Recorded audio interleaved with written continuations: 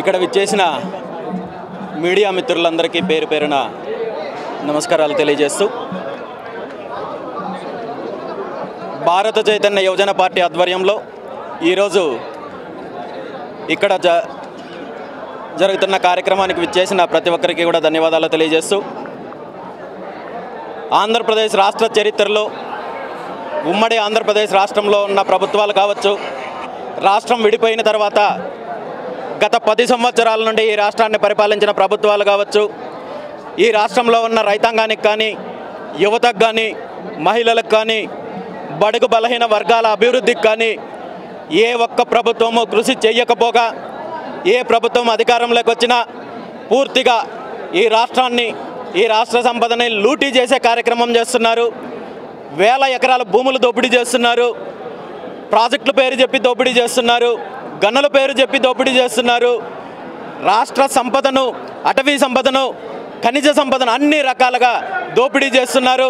కేవలం ప్రభుత్వంలో ఉన్న కుటుంబాలు, ఆ ప్రభుత్వంలో ఉన్న పార్టీలు, ఈరోజు నాయకులు బాగుపడుతున్నారు తప్ప, అభివృద్ధి చెందుతున్నారు తప్ప, ఈ రాష్ట్రంలో ఉన్న రైతాంగం కానీ, యువత కానీ, మహిళలు కానీ, బడుగు బలహీన వర్గాలు కానీ ఏ ఒక్కరూ అభివృద్ధి చెందడం లేదు. అన్ని రకాలుగా అన్ని వర్గాలకి అన్యాయం జరుగుతోంది. ఈ రాష్ట్రంలో ఒక రాజకీయ ప్రత్యామ్నాయం కావాలి. ఇప్పుడున్న ఈ 2 దోపిడీ పార్టీలు, ఈ 2 కుటుంబ పార్టీలు అంతం పలికి ఒకసారి కొత్త ప్రజా రాజకీయం దిశగా ఈ రాష్ట్రంలో ముందుకు సాగాలనే ఆకాంక్షతో, అనే సంకల్పంతో భారత చైతన్య యువజన పార్టీ ఆవిర్భావం చేసి రాష్ట్ర వ్యాప్తంగా వచ్చే ఎన్నికల్లో బీసీ యువజన పార్టీ పోటీ చేయడానికి సిద్ధంగా ఉంది. అందులో భాగంగా ఈరోజు ఇక్కడ పార్టీ తరఫున జరిగిన శ్రీకాళహస్తి, తిరుపతి నియోజకవర్గాలకు సంబంధించిన కార్యకర్తల ఆత్మీయతల సమావేశం చేయడం జరిగింది. ఖచ్చితంగా వచ్చే ఎన్నికల్లో బీసీ యువజన పార్టీ బలమైన అభ్యర్థులని పోటీలోకి దించి ఈ రాష్ట్రంలో జరిగే ఎన్నికల్లో ప్రజల ముందుకు వెళ్ళబోతున్నామని చెప్పి తెలియజేస్తూ, ఈ రాష్ట్రంలో రాబోయే రోజుల్లో అన్ని రకాలుగా రాజకీయ మార్పులకు ప్రజలు సిద్ధంగా ఉన్నారని, బీసీ యువజన పార్టీని ఆశీర్వదిస్తారని చెప్పి కాంక్షిస్తూ సెలవు తీసుకుంటున్నాను. Thank you very much. వచ్చే అసెంబ్లీ ఎన్నికలు కావచ్చు, పార్లమెంట్ ఎన్నికలు కావచ్చు ఎదుర్కోవడానికి బీసీ యువజన పార్టీ సిద్ధంగా ఉంది. ఈ నెల 18వ తేదీ నుండి 21వ తేదీ వరకు కేంద్ర కార్యాలయంలో అభ్యర్థుల ఎంపిక సంబంధించిన కసరత్తు జరిపి 22వ తేదీ పూర్తి స్థాయి అభ్యర్థుల గురించి ప్రకటించడం జరుగుతుంది. ఎన్నికలు ఎప్పుడొచ్చినా ఈరోజు ఎన్నికలకు సంబంధించిన పూర్తి వివరాలు వెల్లడించే అవకాశం ఉంది. కాబట్టి ఎన్నికలు ఎప్పుడొచ్చినా ఈ రాష్ట్రంలో ఎన్నికలు ఎదుర్కోవడానికి భారత చైతన్య యువజన పార్టీ సిద్ధంగా ఉంది.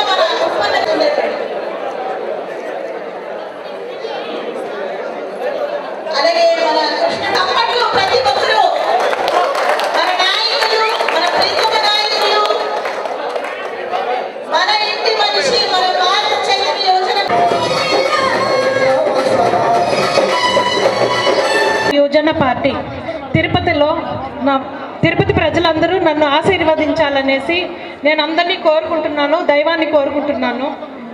ఇక్కడ మన రామచంద్ర యాదవ్ గారు ఇన్ని రోజులు వచ్చిన పార్టీలకి అతీతంగా బీసీవై పార్టీని ఆవిర్భవించారు. మనకు దౌర్జన్య పార్టీలు ఏది వద్దనేసి బీసీవై పార్టీని, మన అందరి కోసం వచ్చిన పార్టీని మనం సపోర్ట్ చేసి మన గుర్తు చెరుకు రైతు గుర్తుకి మన ఓట్లను వేసి గెలిపించుకుందామని అందరికీ తెలియజేసుకుంటున్నాను. ఇచ్చిన అవకాశానికి అందరికీ చిత్తశుద్ధి లేకుండా ఆ ప్రాజెక్టులను అడ్డం పెట్టుకుని ప్రభుత్వంలో ఉన్న పెద్దలు వేల కోట్ల రూపాయలు దోపిడీ చేస్తున్నారు. అదేవిధంగా ఆంధ్రప్రదేశ్ రాష్ట్రంలో పారిశ్రామిక అభివృద్ధికి అన్ని రకాలుగా అవకాశాలున్నా ఈ రాష్ట్రంలో ఉన్న యువతీ యువకులకు ఉద్యోగ ఉపాధి అవకాశాలు కల్పించి ఈ రాష్ట్రాన్ని అన్ని రకాలుగా అభివృద్ధి చేసే అవకాశం ఉన్న ప్రభుత్వంలో ఉన్న పెద్దలు ఇక్కడున్న పరిశ్రమలను, కొత్త పరిశ్రమలను తీసుకొని వచ్చే ప్రయత్నం చేయకపోగా ఉన్న పరిశ్రమలను, ఉన్న పారిశ్రామికవేత్తలను కూడా వీళ్ళ దోపిడీకి భయపడి పక్క రాష్ట్రాలకు పారిపోయే పరిస్థితి ఈ రోజు కేవలం మన రాష్ట్రంలో. మన ప్రీతమ నాయకులు, మన భారత చైతన్య యోజన పాడుకొని మరి కార్యక్రమాన్ని ముగించుకుందాం.